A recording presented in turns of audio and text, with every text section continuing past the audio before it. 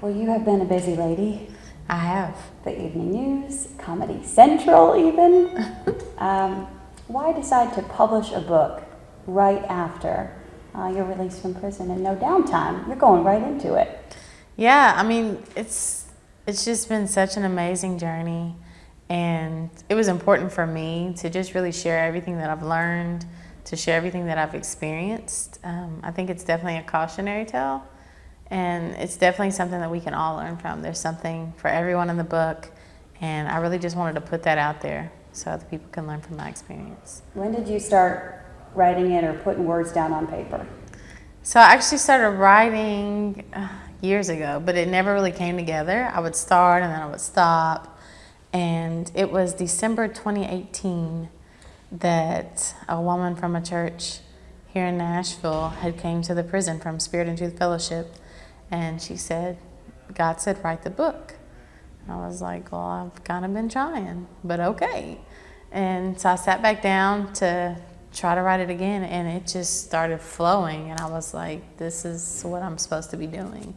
And this was before I was even told that I was going to get clemency. You know, I still had faith that I would, but it hadn't been told. We were still waiting. And so I was really just stepping out on faith. And the book just started flowing. I had a manuscript within 3 months. They brought in a writer to really just polish it off, Bethany Mauger, incredible writer. And that took about 3 months. So it took about 6 months to finish it. You got going, it came to you. Oh, yeah. About half of the book is about Cyntoia Brown before she was in prison. And that was a character that I didn't know too much about. And you even write that you didn't get to talk a lot about you in those initial court proceedings. Why was it so important to give such intimate details about you as a young girl? You know, last night, whenever we had the pleasure of sitting with Governor Haslam and hearing him speak at the End Slavery Benefit Dinner, he talked about how he's reading the book and he saw how I had so many interactions with the state and how so many times I was failed on a systemic level.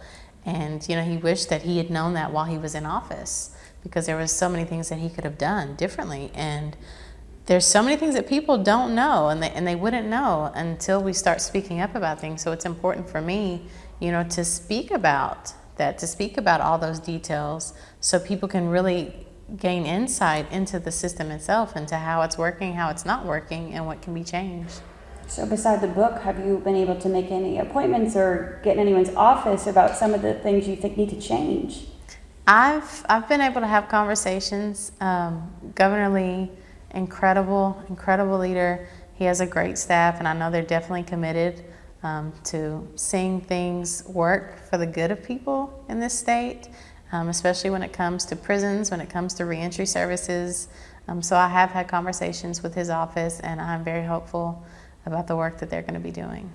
I'm going to read one of the quotes. You wrote, "Too many kids in the juvenile system come from families racked by poverty and drug use. No one in the court ever bothered to find out how that might have impacted them, including you. That needs to change." So how should our justice system change how it processes kids? So I think that there's a really good example being set by the Davidson County Juvenile Court. They put together what they call an assessment team, and this team actually goes into the home and speaks with the family, and there's no consequences from this. So it's not like they're going in like Child Protective Services looking for reasons to charge parents. They're really just looking, well, what is it that you need help with? How can we be of assistance to you? What resources can we provide?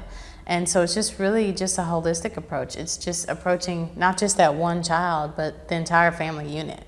And I think that's helpful, because you can't just look at the child and say, okay, I'm going to treat this here and I'm going to fix what's going on here, because the child is going to go back into this environment, and you really have to address that if you want to see them flourish. Good example. So for a while, you also write about in the book, including after your murder conviction, that you considered yourself to be a teen in prostitution, and you didn't realize the severity of it being human trafficking. So when did that dawn on you? Who was it that really got through to you? Yeah, so all throughout my trial, I was constantly called by the DA, by detectives, I was constantly referred to as a teenage prostitute, constantly. And I really just internalized that. I was constantly shamed for these decisions that I made. And it took years and years of people telling me these weren't decisions you were making. You didn't have the capacity to consent to these things. You're being taken advantage of. And it wasn't until I saw the What Is 13 campaign by End Slavery Tennessee, and they started saying, really putting it out there, there's no such thing as a teenage prostitute. And I started researching it. I started looking into it, and it was like, wow, well, if that's the case, then I wasn't acting of my own volition. And I saw the federal statute that said anybody under the age of 18, whoever engages in sex in exchange for goods, for anything, that's called commercial sexual exploitation. It's not called prostitution. And I didn't learn that until my late 20s. Mm-hmm. So what prompted you to go the Lipscomb route? I've read your book. I know there was some back and forth about you being serious enough to commit to it, to, walk the straight line for a couple months. What prompted you to say, I want to make a life for myself, even if it's a life that's going to be in prison? Because at that time, that was your sentence. Yeah, it just, sometimes you come to a point where you're just tired of letting other people down. You're tired of being disappointed in yourself. And I just got tired of sitting in a cell in solitary confinement and feeling like, I'm really just accepting what they told me, that my life is over with this prison sentence. And, I just got defined a little, and it's like, I'm not gonna just lay down. I'm not just gonna be here and wallow in self-pity. I'm gonna make something of my life no matter where I am. I'm not gonna allow my circumstances or my environment to define me any longer.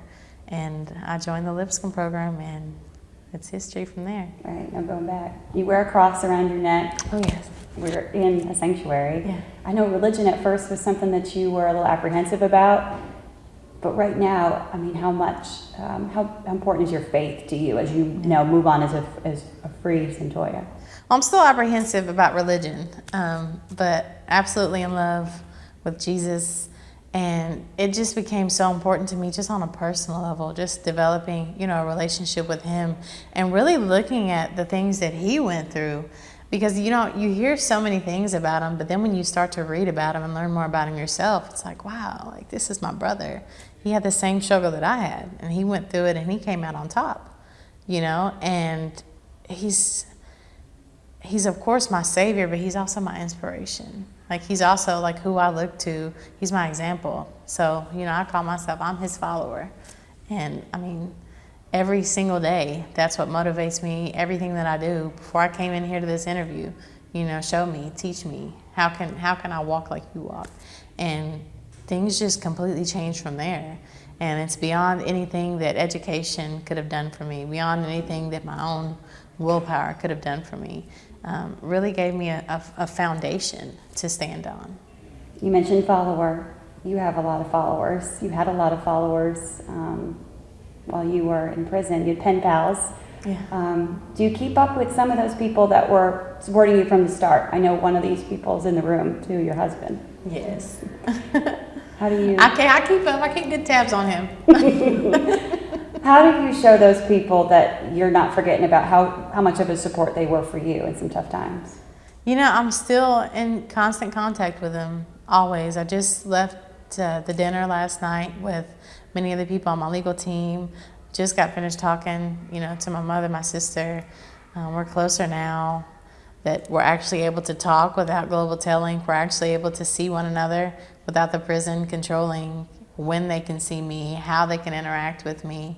And, every day, I just live in a way that I know they're going to be proud of me. I know they're going to know that, I did the right thing supporting her, and just living. For the people that don't think that justice was served, because you're here with me today, what do you have to say to those people?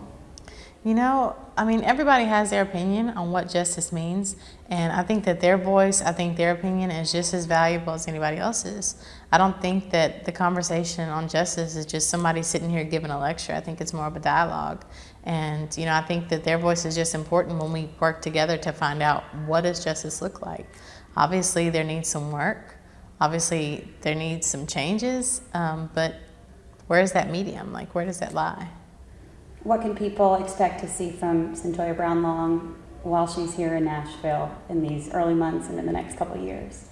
Well, you know, I'm working on the book, talking about the book, speaking every chance that I get, really trying to share my experience to help young girls who are being exploited, prevent them from being exploited, talking with people who work with girls, talking with people who work with individuals caught up in the system. Just any way that I can lend my experiences, I'm here for it. So that's just what I'm doing now, just staying focused, and until he tells me to do something different, that's what I'll be doing. Is there a chance any of that will involve reaching out to Johnny Allen's family? You know, if they were interested in talking to me, I would absolutely, you know, I would oblige. Like, if they wanted to have a conversation, whatever they wanted, you know, I would do that. I would be willing. But so far, since you have been out of prison, has there been any communication between you and them? No, there hasn't. Okay. And tonight's book signing, is this your first Nashville appearance? It is. Aside from, you know, the End Slavery Gala last night, the fundraiser, trying to raise funds for that organization, this is the first time that I've appeared in Nashville.